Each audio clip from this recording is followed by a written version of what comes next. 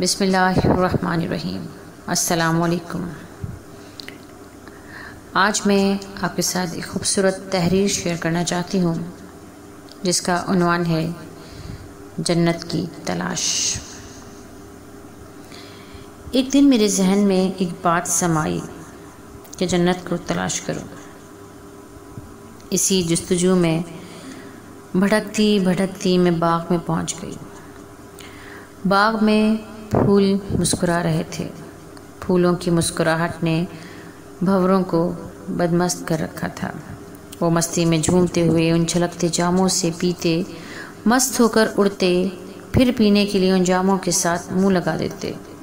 اس معطر اور خوبصورت ماحول میں کوئل کی کوکو کی آواز سنائی دے رہی تھی۔ میں بھی آہستہ آہستہ مستی میں جھومتی پھولوں کے سردار کے پاس گئی اور اس سے جنت کا راستہ پوچھا۔ وہ طنزیہ مسکراہٹ لبوں پر بکھیر کے بولا، نادان، گھر لوٹ جاؤ۔ میں نے آبی جو سے پوچھا۔ اس کی ایک لہر اوپر اٹھی اور بولی، نادان، گھر لوٹ جاؤ۔ میں نے چاند کی حسین چاندنی سے فریاد کی۔ اس کی دلکش کرنیں گویا ہوئیں، نادان، گھر لوٹ جاؤ۔ میں نے شفق سے پوچھا تو اس نے اپنا چہرہ اور سرخ کر کے اس سے میں کہا، نادان، گھر لوٹ جاؤ۔ میں نے پھولوں پر چمکتے شبنم کے موتیوں سے پوچھا۔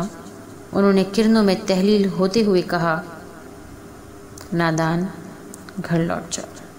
میں نے آسمان کی زینت خوبصورت ٹمٹماتے تاروں سے پوچھا تو ان کی سرگوشی سنائی دی، نادان، گھر لوٹ جاؤ۔ میں نے پھولوں کے محافظ کانٹوں سے پوچھا۔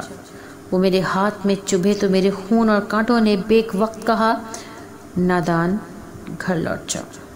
میں قدرت کی ان حسین اور دلکش چیزوں سے مایوس ہو کر اداس اور پریشان، شکستہ دل، آبلہ پا جب گھر لوٹی تو مجھے شہد سے زیادہ میٹھی دل میں اتر جانے والی آواز سنائی دی، بیٹا، تم پریشان کیوں ہو؟